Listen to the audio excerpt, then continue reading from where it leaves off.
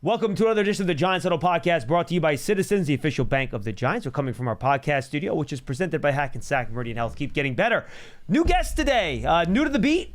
You came in, last December? December, yeah. So we're joined by Evan Barnes. He covers the Giants for Newsday. He took over for Kim Jones a little more than halfway through last season.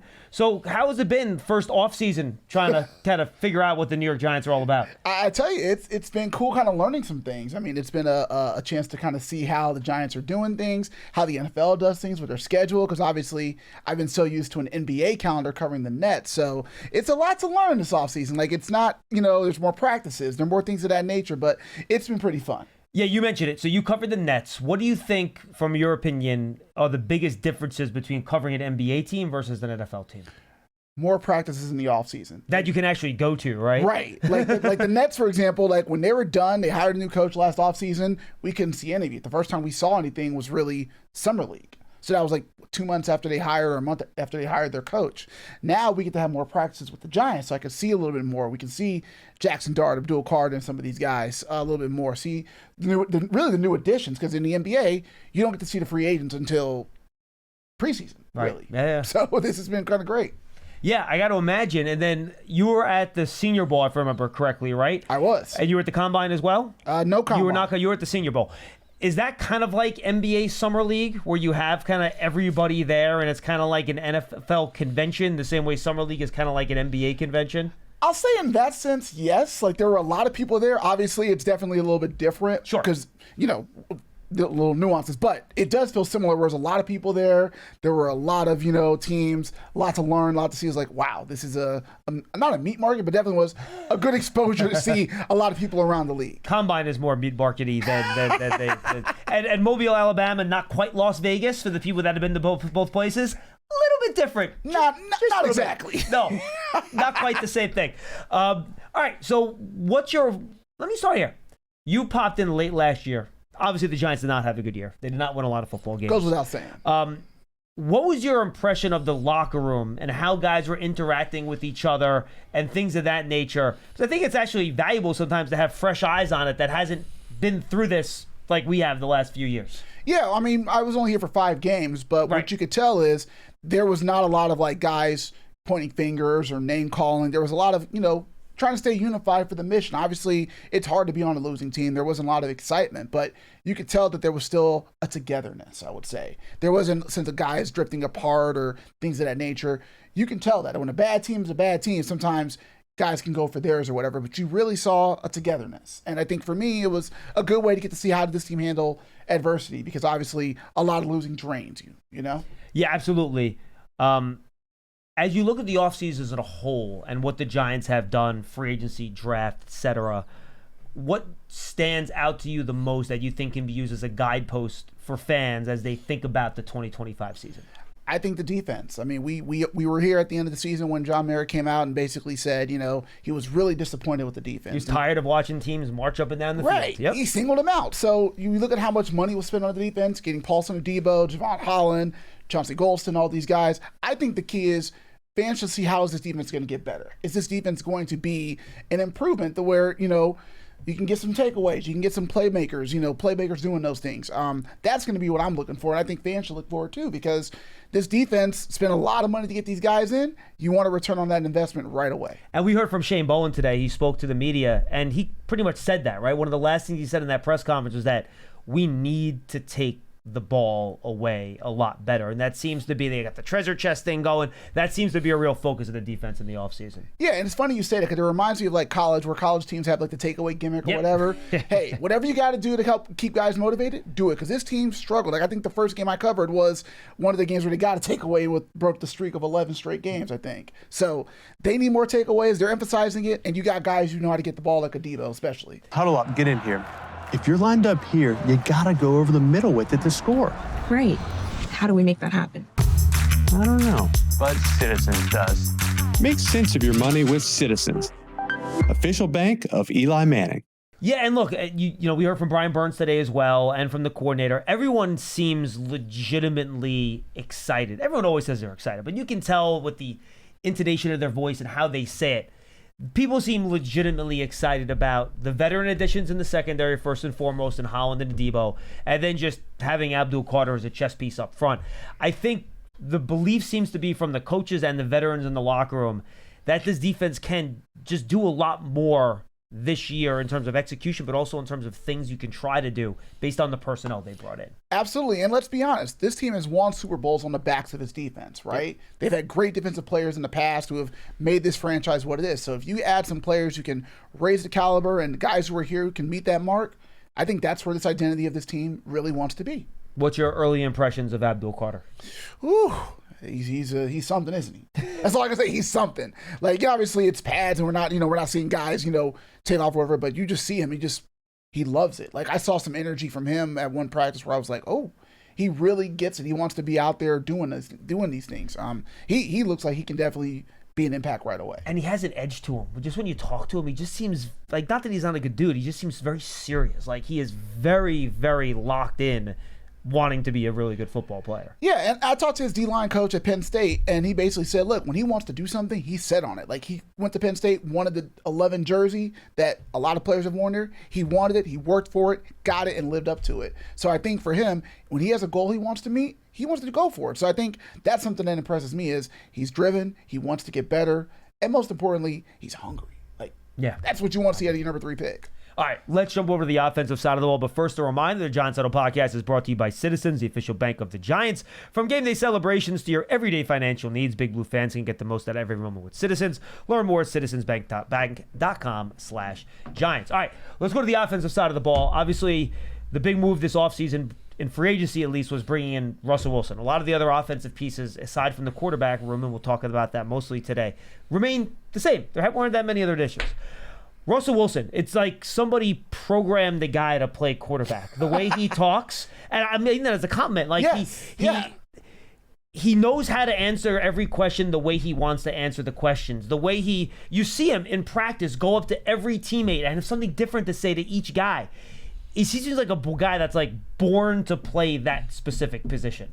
I think so. And, obviously I wasn't covering the NFL, but just watching him, obviously knowing of him, you see that leadership. You see that sense of, I want to get to know every player. I'm not afraid to mention every teammate, every person that I come in contact with. And he does do that in his answers, by the way. He does. I think today he might have mentioned 25 different players during his press conference. Well, I mean, that's more than he mentioned in his Zoom, probably. Like, he was name-dropping everybody. I was like, wow. But it shows you the care that he has about the details. And I think if you're a fan, you say, if he cares this much about this detail, what's he going to care about in the locker room? What's he going to care about in the meeting room?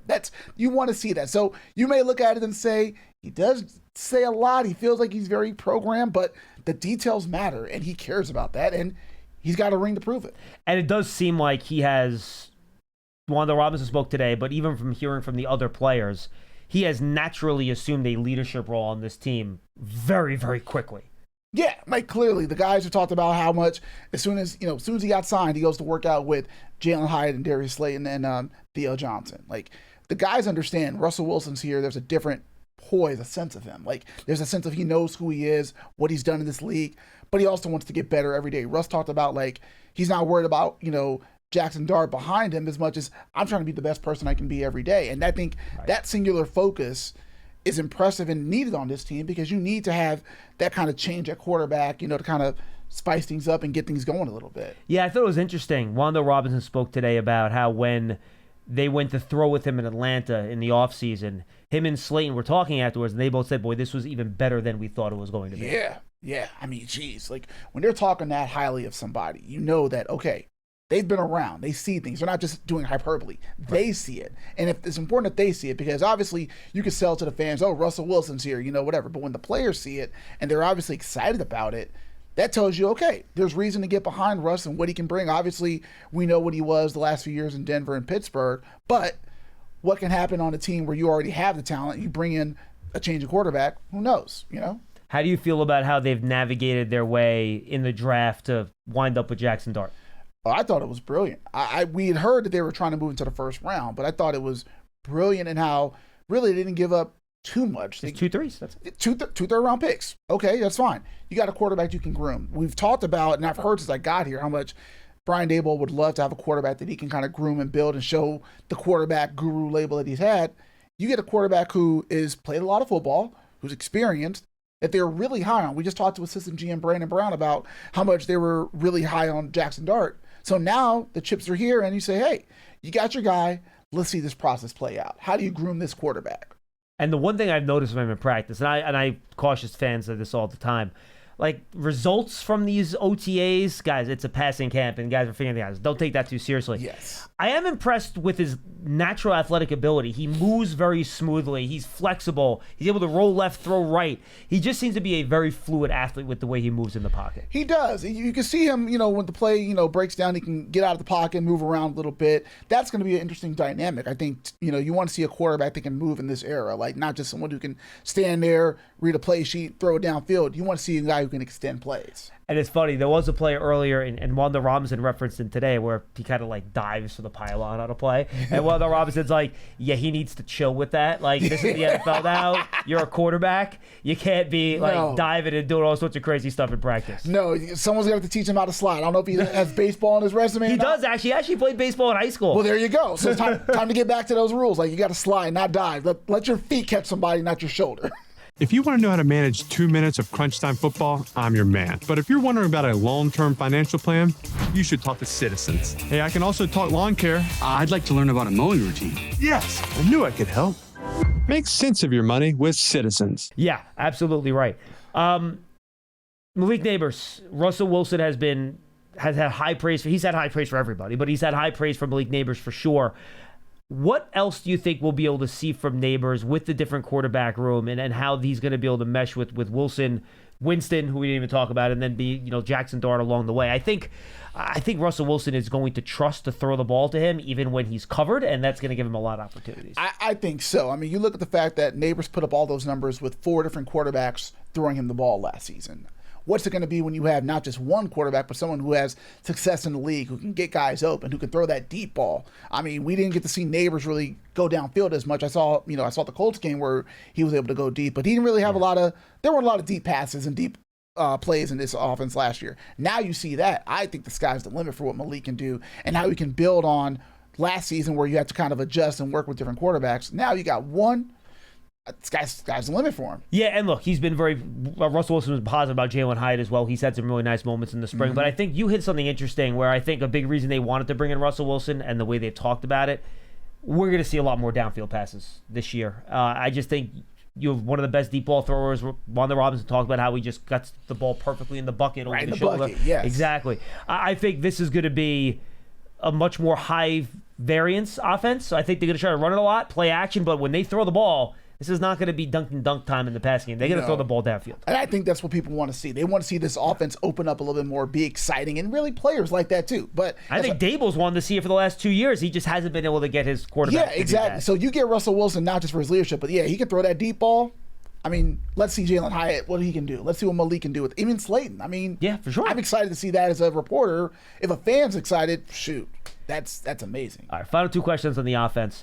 How do you see this running back group sorting itself out in terms of how they're going to utilize all 3 or 4 guys, depending on how many they keep? Yeah, I mean, I'd love to see kind of I heard people talk about a Thunder and Lightning with Scadaboo being the Thunder to Tracy being Lightning, but let's not forget Devin Singletary's here too. So I'd like to see a mix in all 3 of them because I think with football now, you don't want to see a bell cow unless they're a really special talent. You want to see a guy you can mix in, another guy you can mix in, keep them all fresh, and then if you need to wear somebody down, you got Scadaboo here, who can do that. So I'd like to see a mix of that. I want to see, obviously, can Scadaboo fit into this offense right away? Yeah, I'm with you. How will Tracy improve from last season where he had over 1,000 scrimmage yards? And obviously Singletary, we want to see kind of what he can do because obviously the Giants didn't bring him here for no reason. They believe in him. So let's see how he can bounce back with year 2 in the system. So I'm excited how the running backs, there's a lot of options there. That's right. Really. Yeah, I'm with you. Final question, offensive line. This has been the bugaboo for this franchise for a long time. You weren't here for the first 6 games last year where it actually did look pretty good. When you were here, did not look very good. No, I was here when the injuries started to pile up. So how do you view this group? How set do you think that starting 5 is? And do you think players, if they play well enough, when we get to the summer and the pads come on and, it's actually real football, not just guys running around in T-shirts, that guys can maybe fight their way into that starting lineup, specifically at that right guard spot where kind of Greg Van Roten's. Yeah, I was going to say, for me, obviously, we want to see what Andrew Thomas looks like when he gets healthy. That's going to be the biggest key. But obviously, a lot of attention's on that guard. Obviously, Greg Van Roten is back. Evan Neal's going to be moving to guard. I kind of want to see, how does Evan Neal fit into this? Obviously, position change from tackle to guard. How will he fit? How will he adjust? It's not easy. Greg Van Roten told us that the other day. Like, it's not easy playing guard, but I want to see what Evan Neal can do, obviously, with, contract on the line and everything like that. But I want to see how this group meshes together and see kind of if they can stay healthy, because we haven't really been able to see that with Andrew Thomas getting hurt the last couple of years. Yeah, just a quick follow-up. I think what Brandon Brown said about what their expectations are for the guard position in terms of Evan was valuable, where you don't want him getting to the second level trying to pick out linebackers and move to those guys. You want him as a guy that protects the depth of the pocket and also a guy that can physically move people. So I feel like if he ends up claiming that spot, you're going to see a lot more double teams, power, and things like that, where he's not kind of getting in there in space, where they're trying to keep him more in that phone booth area. That makes sense. And obviously he's such a big guy, that could be an advantage for him, clearing out some ways or just kind of holding that pocket tight. Absolutely. Evan, this was fun, man. Good getting to meet you. It's good having you on the beat. Pleasure. Thank you very much. Appreciate it. Glad to be here. That's the Giants Huddle podcast, brought to you by Citizens, the official bank of the Giants. Thank you for joining us in the Hackensack Meridian Health Podcast Studio. Keep getting better. We'll see you next time, everybody.